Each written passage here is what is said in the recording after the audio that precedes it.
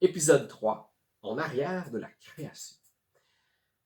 Aux deux premiers épisodes, je vous ai fait découvrir l'univers de Taslo, mon personnage non-joueur favori. J'ai commencé un petit peu la lecture, alors je vous résume rapidement.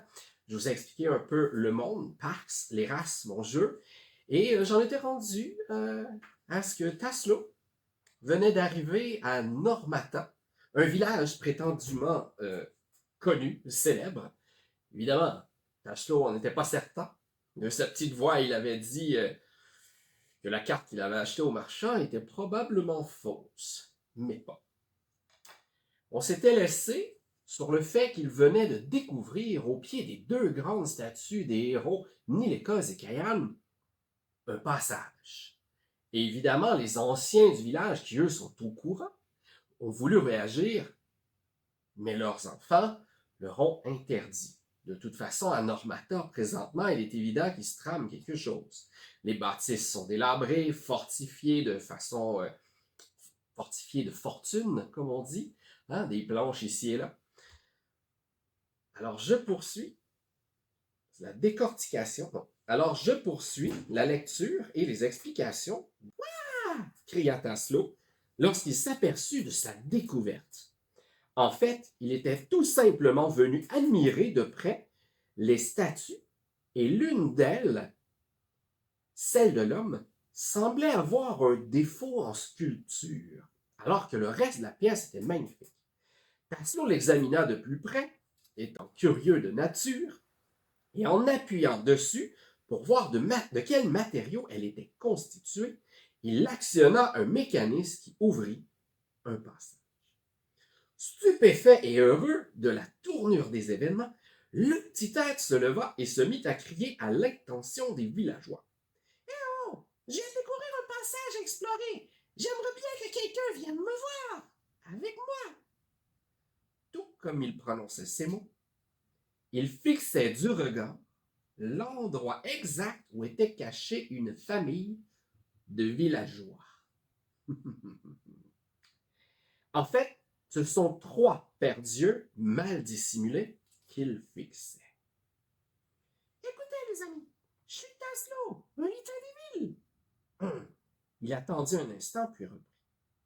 Mais voyons, je me suis présenté. Alors, ce serait la moindre des choses que vous fassiez de même. Son visage devint triste, car personne ne semblait vouloir lui parler. Une idée lui traversa l'esprit. Il ne faut pas avoir peur de moi. Nous, les lutins des villes, sommes pacifiques. Cela veut dire que nous n'aimons pas la violence. Oui, oui, oui. Nous sommes gentils, même si certains nous prennent pour des idiots. Encore une fois, aucun effet. Un peu là, Taslo tenta une dernière approche. Je sais que je suis drôlement habillé, mais c'est ma maman qui tenait à ce que je porte du bleu et du jaune. Elle dit que le fait d'être très, mais très voyant est plus utile que de passer inaperçu. Je trouve qu'elle a raison à ce sujet, mais certains chasseurs de mon village préfèrent camoufler. Je les comprends, puisqu'ils vont à la chasse. Il y eut un petit gémissement de désapprobation tout en tirant sur ses vêtements. Si c'est une plaisanterie, j'aimerais bien la connaître pour rire avec vous. Une fois encore, rien ne se passa. Une autre bourrasse de vent rugit de son ton bestial. Vous imaginez, hein? Là, j'en reviens sur Taslo. Je prends une petite pause. Vous vous dites, mais c'est quoi cette voix de conte de fées pour enfants? Eh bien, c'est la voix que j'utilisais lorsque Taslo apparaissait dans mes aventures. Les joueurs le reconnaissaient immédiatement. Souvent, on pouffait de rire, tout simplement, à entendre cette voix. J'ai plus l'habitude de parler un peu du nez et non de la gorge, donc c'était vraiment drôle. Tout ça pour dire que Taslo a été une énorme source de joie. Plus souvent qu'autrement. On poursuit. Une fois encore, rien ne se passa. Une autre bourrasque de vent rugit de son ton bestial. S'il vous plaît, venez me voir. Tout ce que je veux, c'est de partager ma découverte.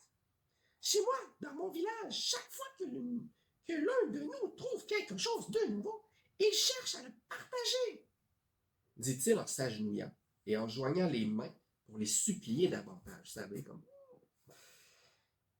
Encore une fois, ce fut un échec.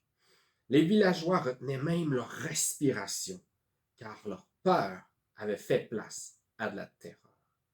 Dans l'une des chaumières, un vieil homme observait très attentivement l'étrange scène. Il avait un vague souvenir à propos d'un peuple de petits êtres qu'il avait croisé jadis lors d'un de ses nombreux voyages.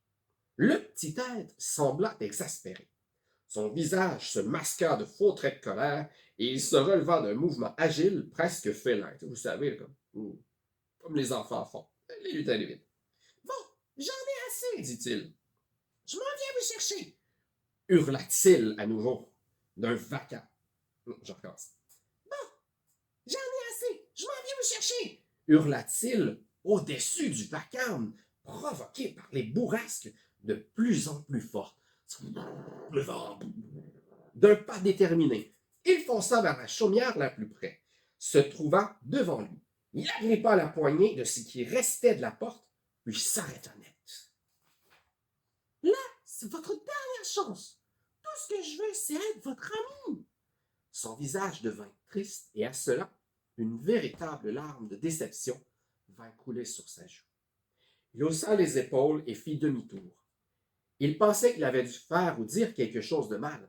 Après tout, il venait d'ouvrir une porte qui était peut-être secrète, et même interdite aux nouveaux arrivants.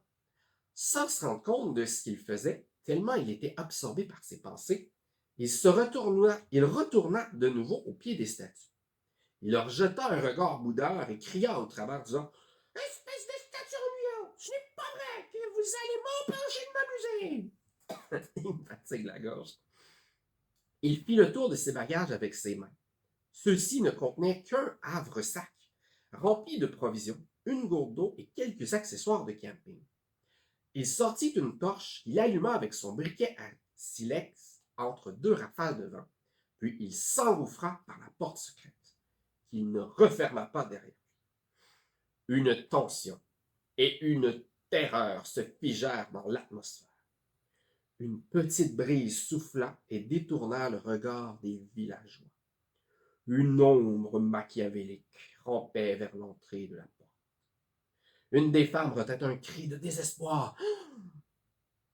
La créature sombre releva ce qui ressemblait à une tête de loup et tourna son regard rouge vers l'endroit où le petit cri était venu. Il s'en fallut de peu pour qu'il soit repéré. Tous savaient que le petit être servirait de repas à cette ombre. À l'intérieur d'une des chaumières, un garçon se mit à sangloter, ce qui attira l'attention de sa mère. En s'approchant de son fils, ce dernier lui parla à mi-voix, très très basse, et dit « Non », tout en pleurnichant. « Il ne faut pas que le méchant monstre l'attrape. » Sa mère le prit dans ses bras et le serra très fort. Elle avait déjà perdu 2 fils à cause de ces monstres. À cette pensée, de chaudes larmes perlèrent, nettoyant ses joues creuses et sales. Son fils recula un peu, la regarda fixement et lui chuchota. « Pourquoi cet enfant était-il dehors tout seul, maman? » La femme fit non de la tête puis lui répondit. « Il n'est pas de notre village. » Elle fit une pause. Elle venait d'apercevoir la chose s'engouffrer sous la porte. Plusieurs larmes s'échappèrent à son tour. Elle reprit son enfant dans ses bras et lui dit à voix très très basse. Il n'aurait jamais dû venir ici. Non, jamais. Son époux vint les prendre dans ses bras. Ses yeux étaient ternes et de gros cernes noires laissaient paraître son épuisement. Je dois les prendre au tour de garde, parvint-il à dire. Son épouse et son fils lui firent signe qu'une onde de la tête et de chaudes larmes coulèrent encore plus fortes. L'homme les serra. Nos amis qui guettent sont dans la tour de bois depuis trop longtemps. Faut leur laisser une chance à eux aussi. La dame répliqua, ils sont sans doute morts. Je sais, et c'est une raison de plus pour y aller. L'homme était déterminé. Sa femme lui reprocha. Depuis quand es-tu courageux, toi? C'est cet enfant que nous venons de voir. Il est probablement mèche avec les truands de Machara. Mais il a découvert notre secret et je ne supporterai pas que nous ayons souffert depuis si longtemps pour rien. Une flamme ardente brûlait dans les yeux du jeune époux. Sa femme acquiesça de la tête et lui donna un long baiser. Sois prudent, ajouta-t-elle. Nous tiendrons jusqu'à l'arrivée de Nélécos et Caïane, dit fermement l'homme. Il déplaça une table, ce qui révéla un passage creusé à même le sol, passant sous la maison. Il s'y engouffra rapidement, et son fils tenta de le retenir. Papa n'y va pas. Le monstre noir est là. Je sais, mon fils, mais le loup noir est occupé. C'est ma meilleure chance depuis qu'il est arrivé. Le garçon laissa aller son père. Au même instant, un hurlement sinistre au travers des bourrasques se fit entendre. Ceci termine le premier chapitre. À suivre dans le prochain épisode. Merci d'être là.